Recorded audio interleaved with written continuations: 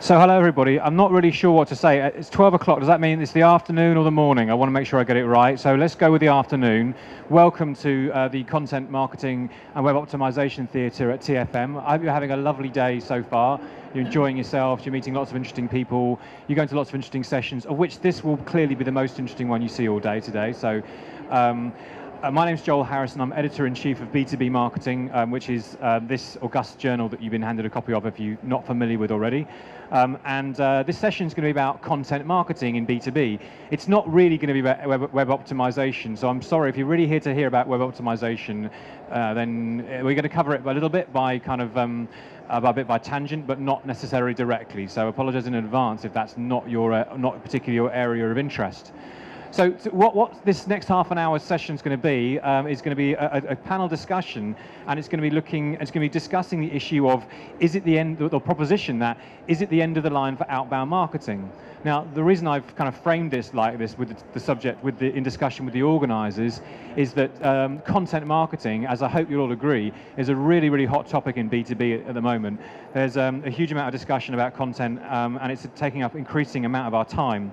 I think what's driving this, which is pretty obvious really, is that buyers, the B2B buying process has changed profoundly, and buyers are completely different to how they were 5 years ago, say. Buyers are now in control of the journey much more than they ever were before. They're increasingly savvy about the information that they consume and when they consume it, and they're not relying on brands, on marketers such as yourselves, sending out messages to them at a time and place to suit them, in order to get the information they need to make decisions about potential purchases. So the balance has completely shifted, and you may find that buyers, as we've discussed numerous times, I'm sure, engage in with brands at any point in a buying funnel. It's no longer a kind of a pure simplistic funnel device that if it ever was. And this is really content that's driving this.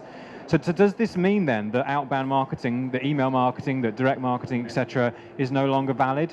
Is it finally time to ditch those antiquated and inefficient email campaigns? Or is it best to stick to these tried and tested techniques that we all know so well, that we all understand?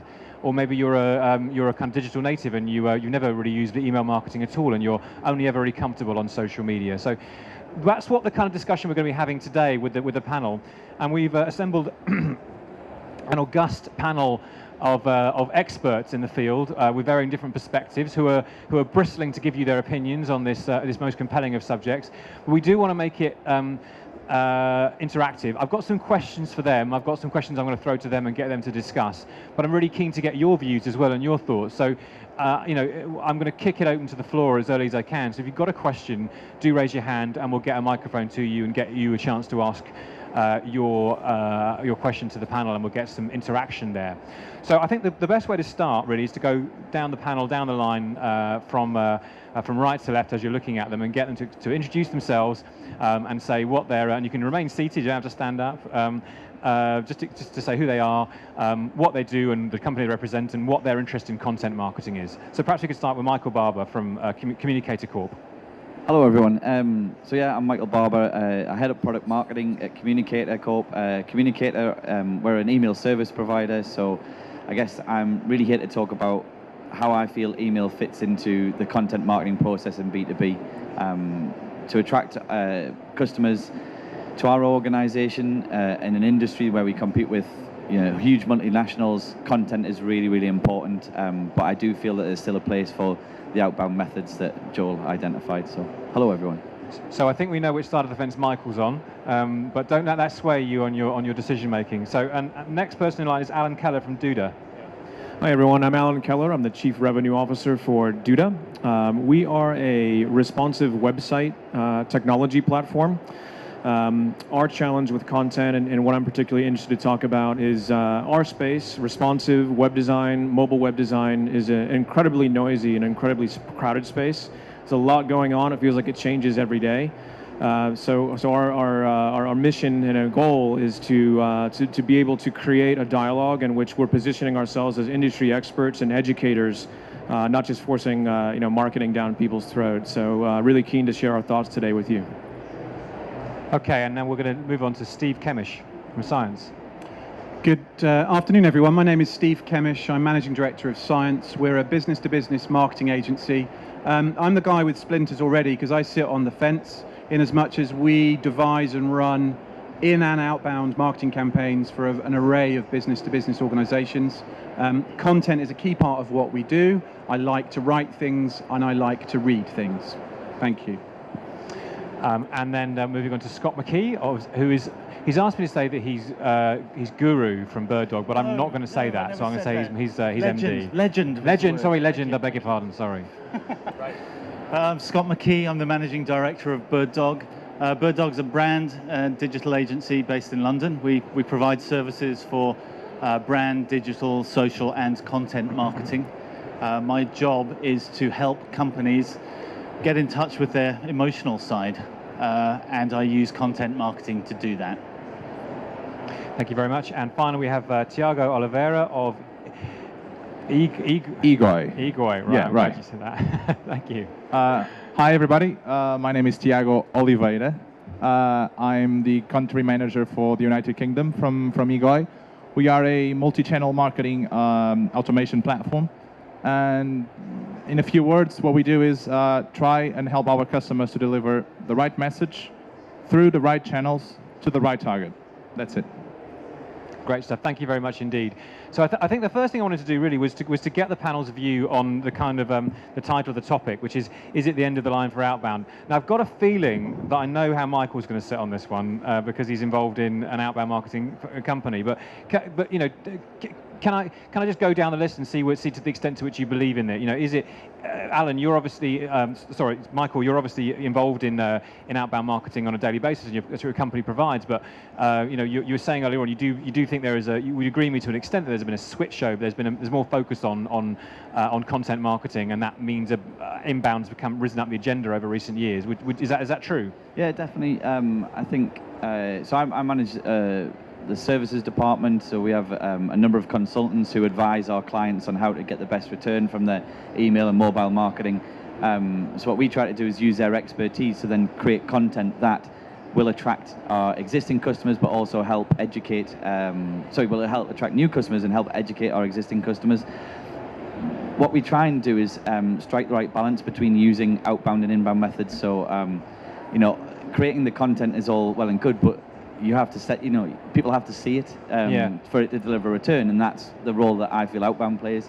You aren't going to get people to your website, no matter how brilliant your content is, unless you're telling them about it, and I think that's the role. So Outbound is more about informing, but we as B2B marketers, we have to think still about creating great content. So I guess that's the key difference. It's the quality of content. Okay, and I think that the point about mobile, I mean, and Alan, I think it'd be interesting to see you take this one up, because does the mobile is becoming increasingly important as a channel in B2B, isn't it? I mean, in all aspects of marketing. Does the reliance on mobile and people's reliance on their devices mean that they're more likely to feel like they can access the content where they want to, and they can get or it means they can get their emails on the move? Does it impact on the inbound-outbound debate, or does it completely sidestep that altogether? Yeah, it's a really good question. You know, first and foremost, to the former, you know, no, outbound is not dead. I totally agree. This is about a mix. It's about creating a dialogue with your customers, whether that's through creating engaging content or opinions or guest blogs or whatnot, or whether it's as Michael said, you know, helping people push that content out to the customers. So it's absolutely spot on. But to your question about mobile, you know, look, 22% to 25% of global internet traffic is now coming from either smartphones or tablets. So sure, we can always, you know, read an email being pushed out on our smartphones. You know, we do that 150 times a day. But more and increasingly so, we're seeing people using the smartphones and tablets as their primary browsing device. When I'm in the train, when I'm you know, waiting for my plane home, I'm going to sit at the airport and I'm going to read 50 articles all about responsive web design, maybe about email marketing, maybe about, you know, other trade shows in London, what's going on in the industry, what's important. And those are great opportunities for us as marketers to reach potential customers, to create thought leadership in the industry, and to turn ourselves from salespeople, of which I'm definitely one, into real educators and market makers. Thank you very much. So I'm very disappointed the first two speakers have completely shot down my assertion that Outbound is end of the line for outbound marketing. I'm really hopeful that the next two, as their agencies, and they obviously, and they like, part of their job is writing and creating content, or a key part of their job, are going to pull it back a bit, and going to tell me a little bit, going to support my affirmation a little bit and say, yeah, the Outbound's on its way out and that we don't need to do these email campaigns anymore. Because Steve, your clients, presumably, the stuff that you've been doing, you'd be less focused these days on, on email campaigns and kind of given the limitations that are in that, and content is an opportunity for agencies to be creative and do exciting things. So naturally, you're going to be pushing a bit more down the content route, aren't you? No. Oh. So I think right.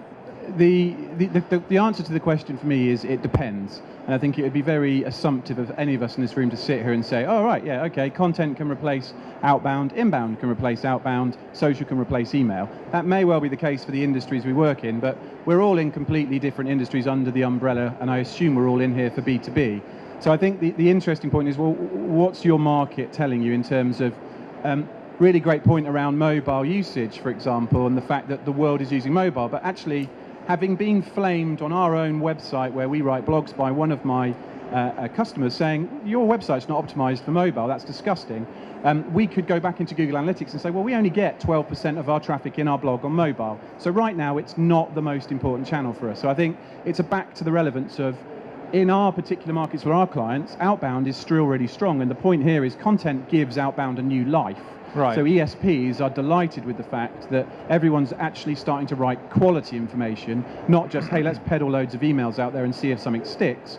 Let's send the same amount, but make sure there's some really good content in that outbound channel.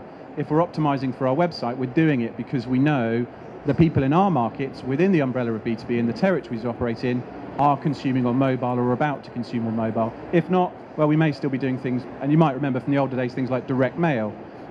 We still may be doing that. That's an outbound channel that, for me, for some of our clients, is still really effective. Okay, so Scot, the quality of the content then, Steve was saying, it doesn't really matter which, I maybe unparaphrasing you here, or paraphrasing you badly, but the channel is less important than the quality of the information, the content. I mean, you're a content guy, you like, you're fairly outspoken, so you'd buy into that, is that true? I think the channel is important, actually, as well as the content. It's not all just about quality of content. I think what we're finding is, email marketing's not dead. Outbound marketing isn't dead. None of these things are going to be killed off. What we have now is a choice, a range of opportunities to communicate with customers, and for them to communicate with us. And I think we're all probably in violent agreement is what we're trying to do here is find the right balance of integration. So how are you delivering content in the way that your customer wants to receive it?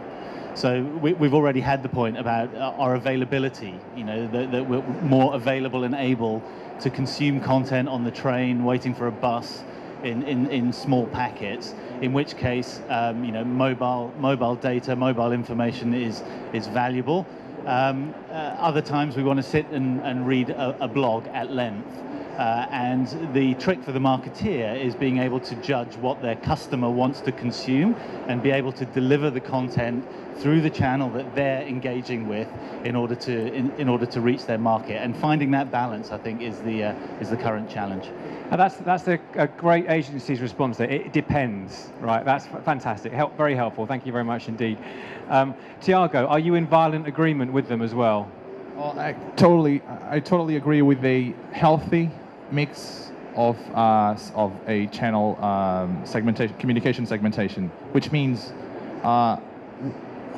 who you have to know, in fact, is your customer and their needs, and how do they receive the communication or the communication that the company is making. So, for instance, if a person is sitting on a train and he travels a long way, he reads a lot on the train, then he should get his content mobile, for example.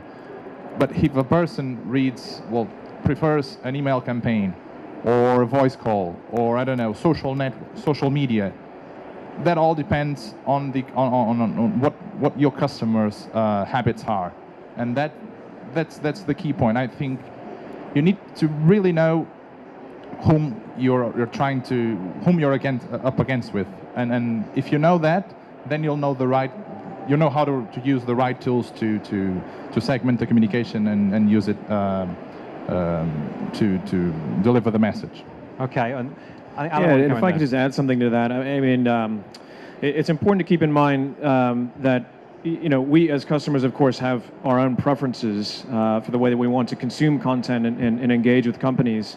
But those are all going to be situational based. We see data from our own research that one consumer, actually 90% of consumers engage with 3 different screens on a daily basis. And those will all be context based. Again, are you in the office? Are you on the train? Are you reading your tablet before you go to sleep? The way that you consume content, again, 140 character tweet is going to be very, very different than sitting down in your office and reading a white paper or something of this nature. But those are all the same customer. They're not necessarily 500 different profiles. So just allowing that to be consumed for their preference at their particular time is important to keep in mind. Steve wanted to come in. If anyone has any questions, though, in the audience, please do raise your hand, and we'll get someone around to you. Just a really interesting point about customer and what that means is that in B2B we're selling to organizations, which could be our customers, but we mustn't miss the fact that within those organizations there are human beings in different functions or roles that are very important to the buying process, and therefore where they are and what they want will differ. As an example, one of the client organizations we work with sell IT-based security software, and the person that we'd all, if we were sent out of this room, assume would buy it would be the head of IT. And they're very important to the buying process, but they come in really late. Often we have to, from a content and a demand generation point of view, we need to use channels, mixture of in and outbound, and talk to the C-suite, the CEO, about risk and governance and brand reputation that leads on a journey that ultimately that IT person wants the content that talks about your product.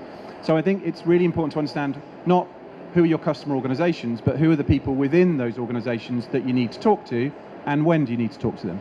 I think that's a really, really important point. I think one of the things I wanted to get to, and we're actually kind of reverted to a conversation about email to a certain extent, and social media, which is not strictly content, it's a distribution channel for content rather than content by itself. But it seems to me like there is I don't know how the panel thinks about this, but there is, generalizing massively, there are 2 groups of people as target audiences for marketing. There are digital natives who get social, who are intuitively engaged in social, and as agency people you don't qualify as either of these because you're kind of neutral in that respect.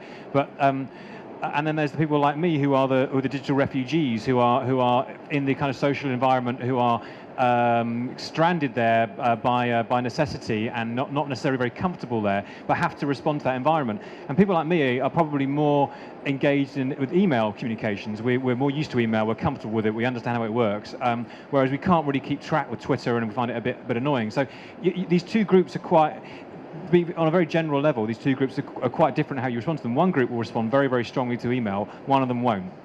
And what you're going to see gradually is that those people engaged with social and channels like that are gradually going to grow, and email people are gradually going to die off.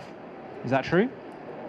I think to a certain extent, the point I was going to make, which is why I grabbed the microphone, which is we've kind of all skirted around the topic, which is you need to understand your audience. And as the head of marketing in an organization that targets people within the B2B sector, the process my team undertook recently was to develop personas. So we identified that we have 2 different types of personas. We have marketing professionals and non-marketing professionals, and we broke it down into different areas of responsibility to recognize that actually, again, to your point about the buying process, it's different content for different people at different stages, and you've got to kind of map that out. So the IT guy is completely different to the marketing guy.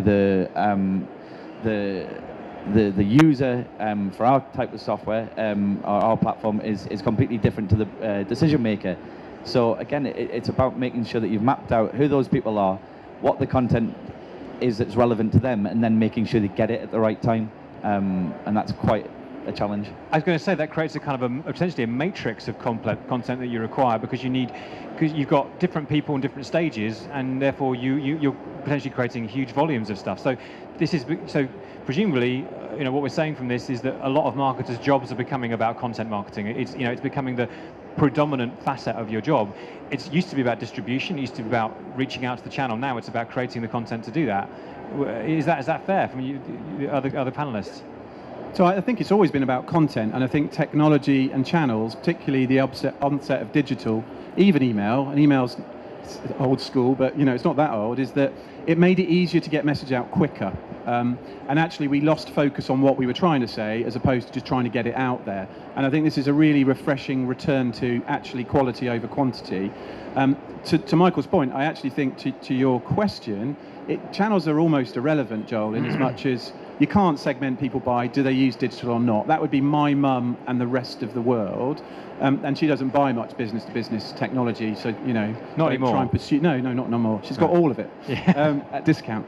But it's about if you get the right message in the right order at the right time and get it out through multiple channels. And dare I say it, we're called Cyance for a reason. We try and test all of this. You will not find one silver bullet answer from anyone in this room that says our technology, our solution will do all you need. If they do, just walk away, frankly, because it's not possible. It's this whole mixture of stuff in the right order with, and Michael's point's really true, is the persona. Who is it you're trying to talk to when?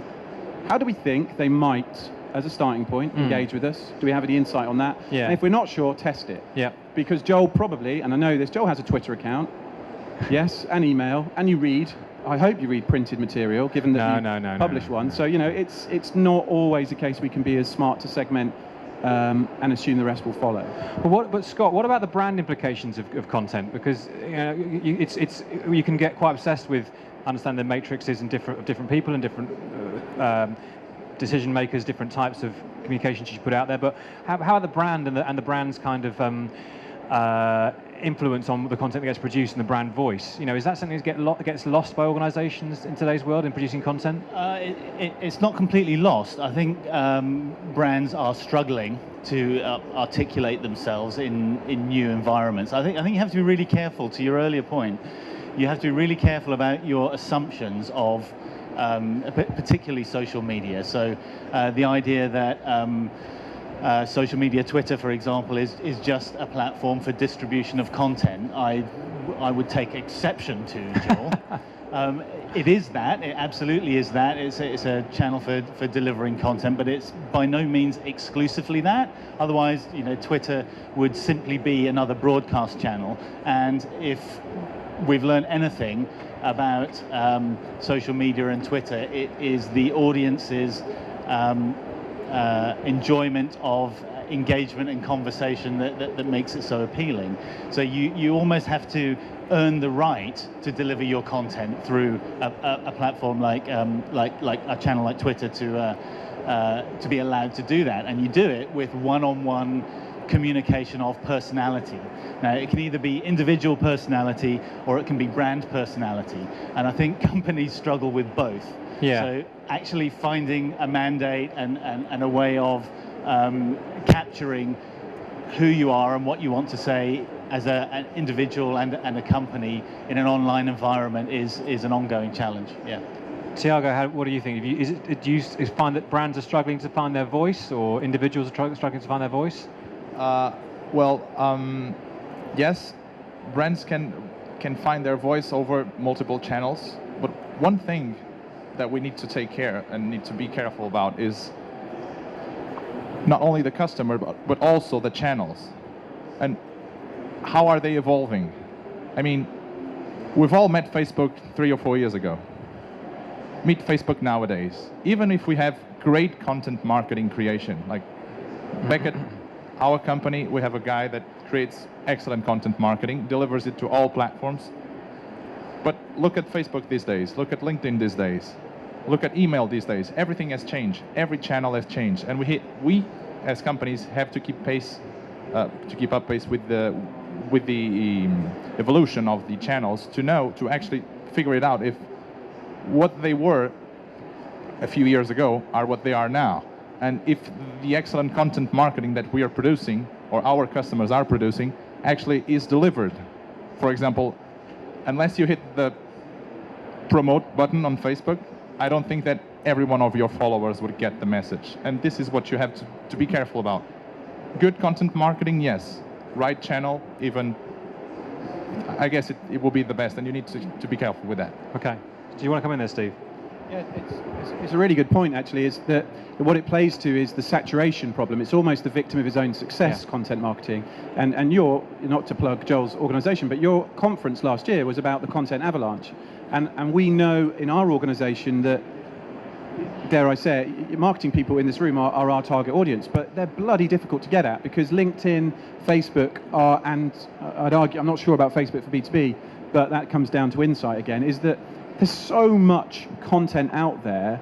You might have good content, but it's very difficult to get it into the hands of people. And this is where I think we have a responsibility to think much more laterally about, if we're doing social media as a channel, we always think Facebook, I don't know why, but we do, LinkedIn and Twitter, and then it ends. There are thousands, if not tens of thousands of other social platforms, channels that we can use that might get cut through because everyone swamps to the big popular ones in exactly the same way that everyone's just overused email in the last 10 to 15 years because it's easy. And that, I think, is part of the challenge if we were being self-critical, is we've been a bit lazy with, let's just put messages out because it's easy to do, as opposed to thinking about really good quality messaging at the right time. So I wanted to thank you, Stephen. Thank you for the plug. Appreciate that. I think I wanted to ask the rest of the panel about content overload, but we've got 5 minutes left. So if anyone's got any questions, now is kind of rapidly approaching your last chance. So I'm surprised that I'm gratified to the panel for overwhelming you with their wisdom and knowledge. The gentleman here has got a question.